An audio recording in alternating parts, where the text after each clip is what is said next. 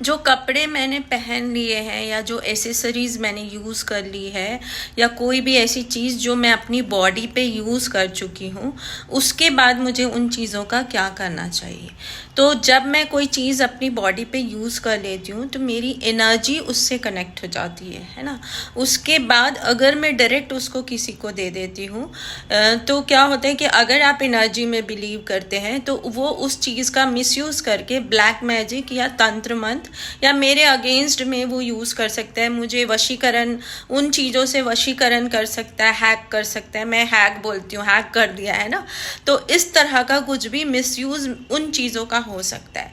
लेकिन वो कपड़े क्योंकि मैं यूज़ कर चुकी हूँ और अब मुझे किसी को देना है, और रिसाइकलिंग भी ज़रूरी है, नहीं तो दान वाला जो भाव है वो ख़त्म हो जाएगा। तो मेरे अकॉर्ड मैं 2-3 चीज़ करती हूँ, इनमें से जो भी आपको अच्छा लगे आप कर सकते हो। सबसे पहले और सबसे ज़रूरी तो ये है कि उन कपड़ों को अच्छे से धो के आयनिंग करा लीजिए।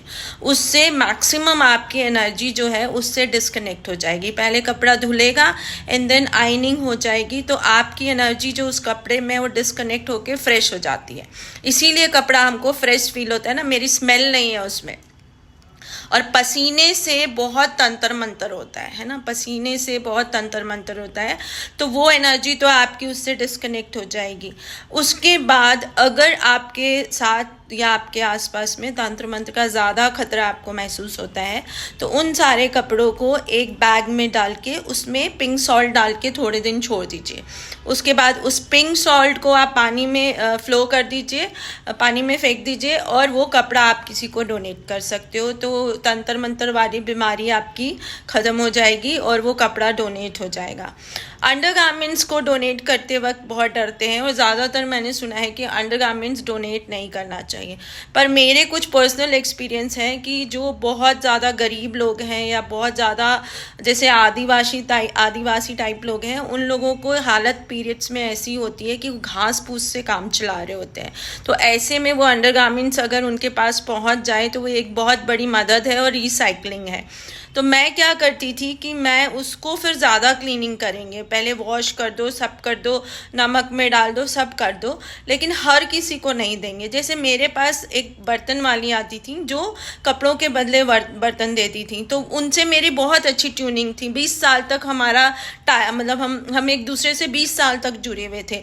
तो उनको दे देती थी जिस पर आपको एकदम ट्रस्ट है कि ये अच्छा पर्सन है, आपने ट्रायल और टेस्ट कर दिया, और उनसे कह देती थी कि आपके गांव में या आपके लोगों में जहाँ भी जिसको ज़रूरत महसूस हो, उनको फिर जो आपको नहीं चाहिए वो आप उनको दे दिया करो। तो जितनी भी मेरी ऐसी एसेसरीज़ है, मेकअप के सामान है, लिपस्टिक है, नेल पेंट है, मेरे घर में कुछ भी निकलता था ना, तो मैं फिर उनको दे देती थी और यही बोलती थी कि जो आपके काम आ रहा है वो आप रख लीजिए और जो एक्स्ट्रा हो रहा है वो अपने गांव और सबको दे दीजिए। लेकिन यहाँ पे एक चीज़ बहुत ध्यान रखिएगा कि वो आपको हर किसी को नहीं देना है, क्योंकि सबसे भयंकर और सबसे गंदा वाला जो ब्लैक मैजिक या तंत्र मंत्र होता है ना, वो इन्हीं सब चीज़ों से किया जाता है। तो वो आपको ऐसे नहीं देना है। पहले तो उसको जितनी तरह से हो सके उससे अपनी एनर्जी को डिस्कनेक्ट कर दीजिए, एंड देन फिर उसको इस तरह का किसी तरह दे के रिसाइकल करना बहुत ज़रूरी है ना। रिसाइकलिंग बहुत ज़रूरी है। हमारे देश में अन्न का एक दाना भी वेस्ट नहीं हो, ये बहुत ज़रूरी है, क्योंकि और कहीं तो हम नंबर 1 आए ही नहीं हैं, बस पॉपुलेशन में नंबर 1 आ गए हैं। तो आप इस बात को समझ सकते होंगे। एंड दूसरा, कितनी गरीबी ऑलरेडी है और अब कितनी गरीबी की तरफ हम जा रहे हैं अगर हम अर्निंग की तरफ ध्यान नहीं देते हैं। फालतू के मुद्दों पे अगर हम इलेक्शन लड़ते रहेंगे तो हम किधर जा रहे हैं, ये एक बार सोचने की बहुत सख्त ज़रूरत है। तो रिसाइकलिंग और हर चीज़ को पूरी तरह से यूज़ करना बहुत ज़रूरी हो गया है।